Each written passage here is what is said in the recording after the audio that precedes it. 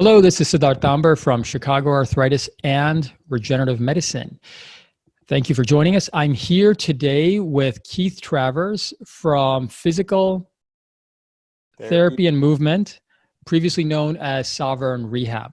So, Keith, welcome. Hello. Hi. How are you? I'm doing great.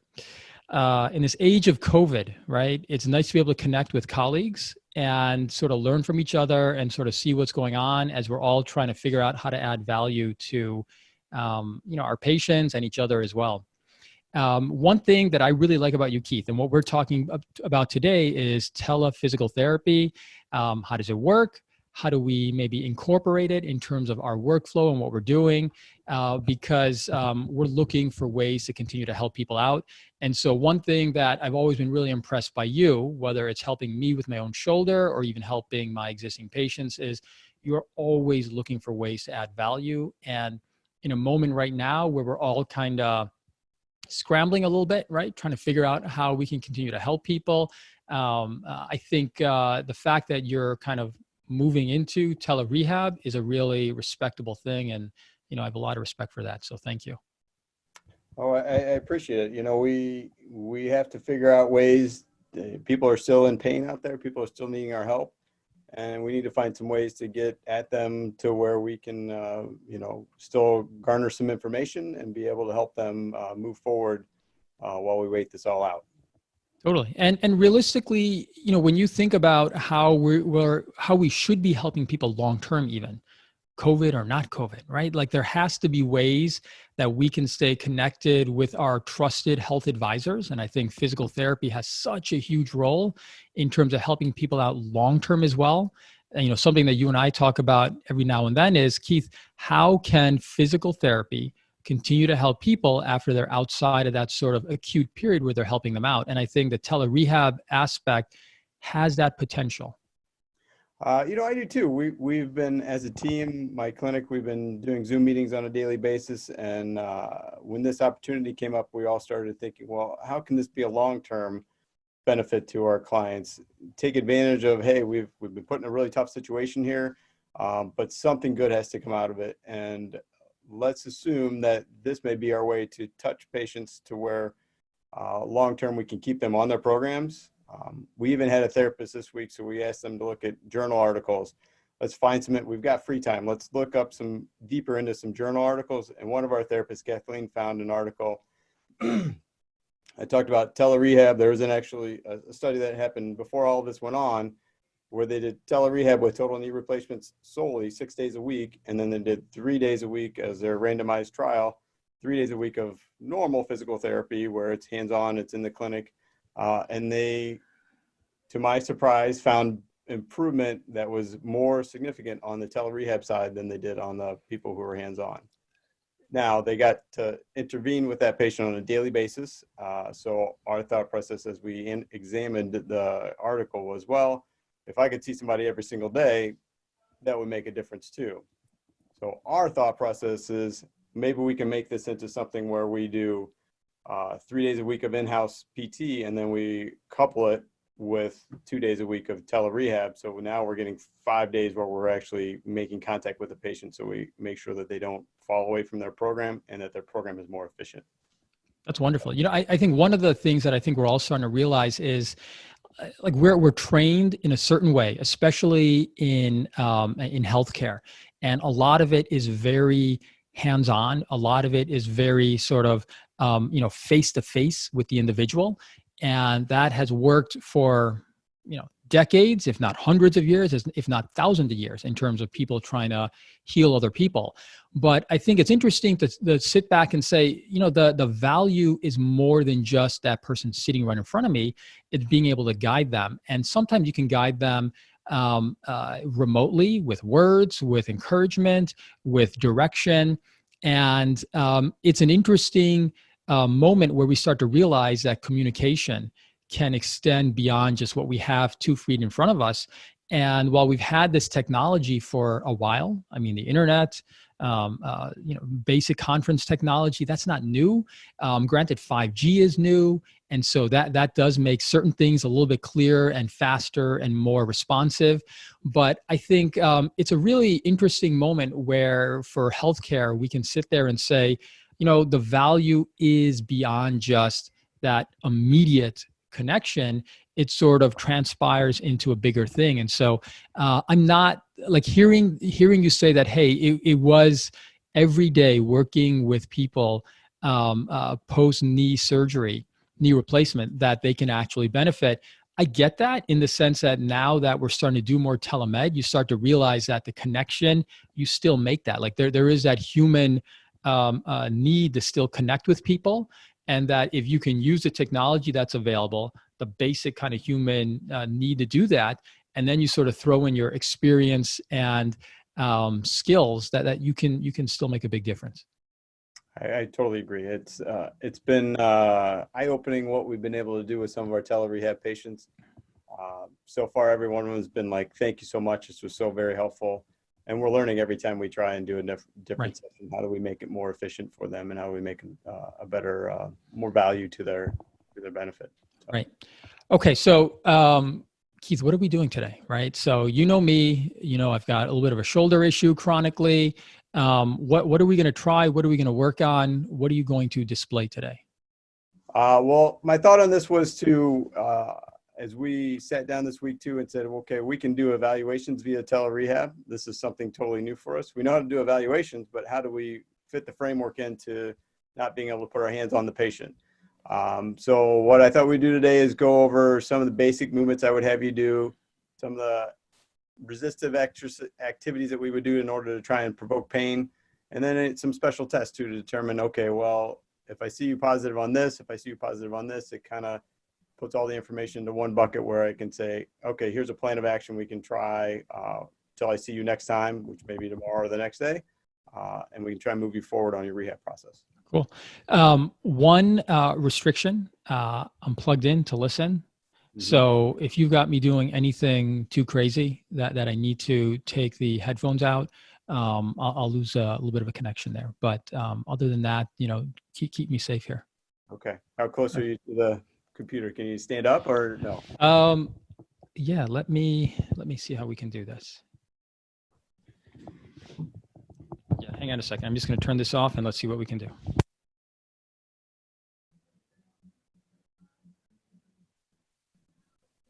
Okay. All right. Can you hear me? Okay. All right. So the first movement we're going to have you do, we're going to have you do some shoulder flexion. And what I'm looking for in the movement is the mechanics of your movement. Okay. So I'm looking to see if I see impairments already starting off. So you're going to just start with arms up over your head, straight up. We're looking for symmetry. So right now I can see your right elbow was a little bent there, which tells me something's going on there probably. Come on back down, and I'm watching your mechanics as you come down. And what I'm looking for is the height of your shoulders to see if as you're dropping, if one starts to elevate like this, you got something going on there because you're trying to avoid that pain. We also can see there's a motor programming issue in the fact that the wrong muscles are engaging as you lower the arm and or as you lift the arm. So that's one motion that we would start. We've got 4 basic motions. Similar thing we would look for with this one. We look for symmetry of motion to see if both of his shoulders are elevating, if they can both get close to his ears. He's got a little tightness in the end range there. Come on back down. And we're working for symmetry of movement there. Things looked a little different on your right side versus your left side. So it gives me an idea of, oh, okay, something's going on the right side. Let's see if we can dig in a little bit deeper. So then I'd have you turn. Okay, and have you take this arm, actually probably a little bit more, so I can see how far up your back you can go. Okay, good. All right, bring it on down. Okay, then we're going to turn the other way. We're going to go up the back the other side. Okay, so other arm. And your left side definitely moves better than your right. You can go much higher. Okay, so we've got an internal rotation restriction. Go ahead and face me. Okay, then we're going to go external rotation. So we'll go back over your head and come back this way as far as you can. Good. And then come on back down. Looking for smooth movement there as well. And then same thing on the opposite side. Okay, come on back down. Okay. Any pain or discomfort with any of those activities? Okay. All right. Good. Next, what we'll do is we'll do some pain we'll try and provoke pain. Sorry. So we're going to do those 4 different motions, and we're going to see if it causes any discomfort with them. Okay. So normally the therapist would do this, but in this situation, we take what we got. So we're going to have you put resistance through the different motions. So you're going to go right arm out, take your left arm, and you're going to push down like you're doing a manual muscle test. Good. And then relax. Do you feel any pain with that? Okay. Same thing on the other side. And we're also watching his shoulder to see if he starts to compensate in his shoulder. Sometimes we'll see people do this and then they start to creep up because they don't have a lot of support on the backside. So those rotator cuff muscles are giving up already and the deltoid is kicking in and causing much more contraction and an abnormal movement pattern. Then we're going to go out to the side, same thing. So other arm comes out, gives it a push down. We're looking for pain and compensation. I see his right deltoid kicking in a little bit too much there. Now the other side. And we see it's kind of flat on this side, so his shoulder on that side is not compensating so much on the left side. We can do internal and external rotation here. So I'm going to have you push out that way. External rotation.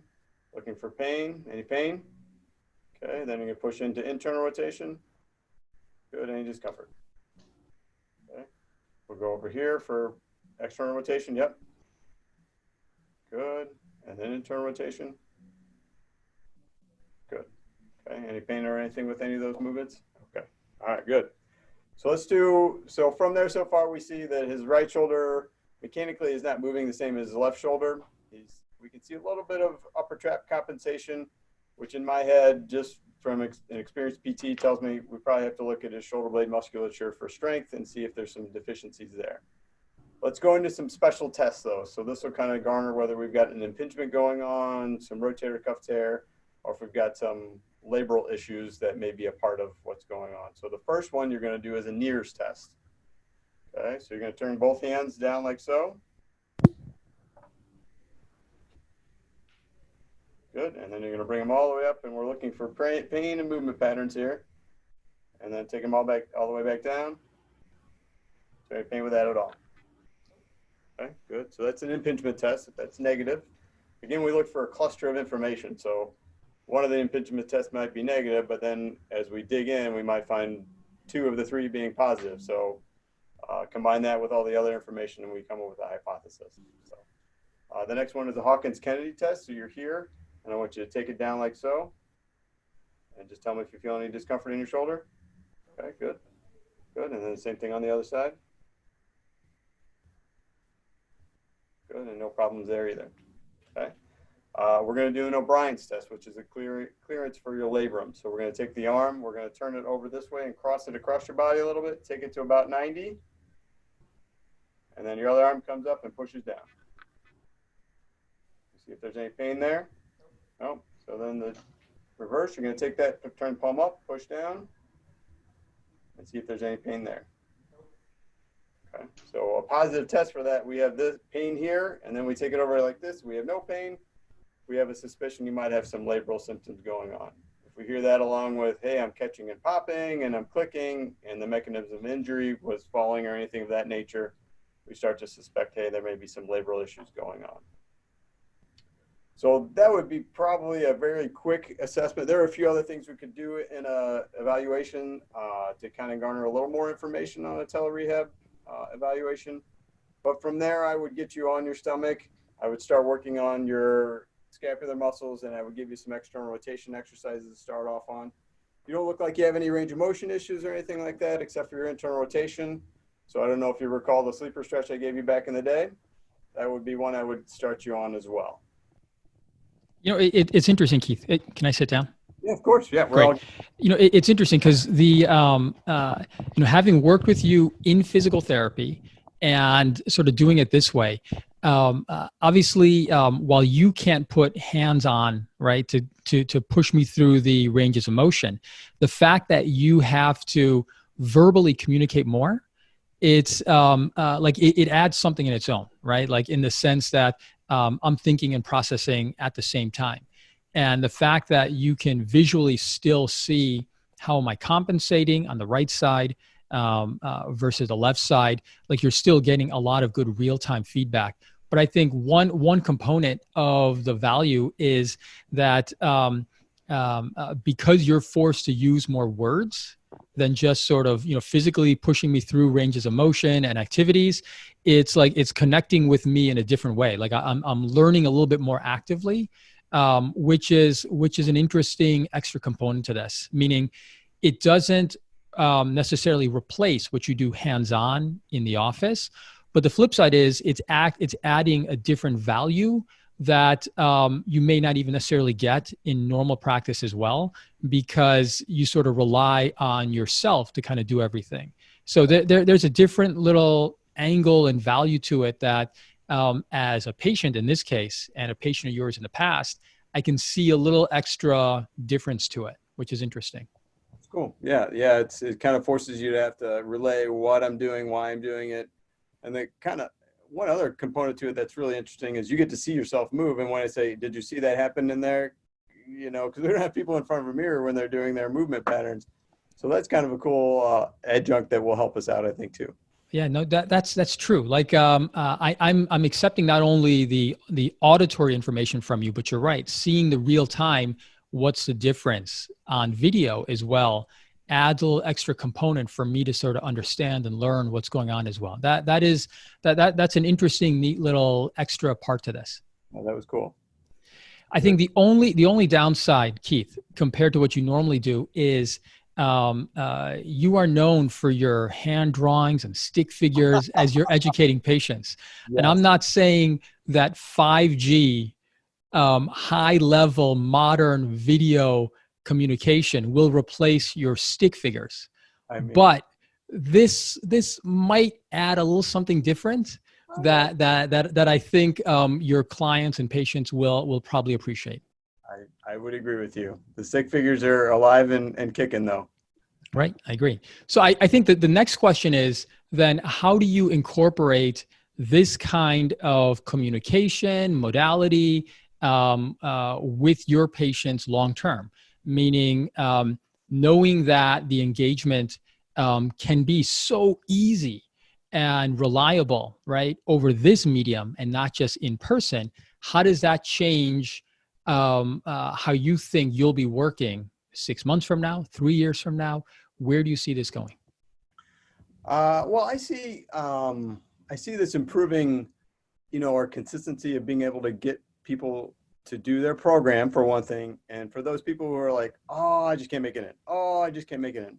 We have an option for you so that we can provide you the service, give you that value, get you started on a program. And when you get going and we can find a way to get you in the clinic, great, we'll add more value to your sessions.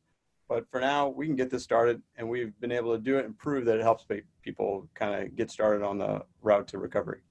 Yeah, I think people will actually, like, we're going to be using the technology that's available in a more client-friendly manner that I think will add a lot more benefit to our patients. Part of me saying that is because I'm constantly looking for, like, what's the upside, right? Like, how do we do better, regardless of the situation? But I think realistically, forcing us to kind of join like a modern mode of communication, I think is going to suit the rest of our clients a lot more, and I think they'll actually be happy with that. So I'm excited about it. And just having done this brief little bit, I'm excited of what else I can offer my own patients, even what I can offer myself as well. I'm excited for that as well. So thank you. Yeah, you bet. Absolutely. Good. So for folks out there who are looking for a great physical therapy option right now or in the future, during COVID, outside of COVID, Keith Travers at Fyzical Therapy and Movement. And this is physical spelled with an F-I-Z-A-L, physical, or Z-A-C-A-L. Z-C-A-L. Right, there you go. Is available in the Lincoln Park neighborhood and is available worldwide via telemedicine. So thank you very much, Keith, and I appreciate your time. Thank you, sir. Yep, bye-bye.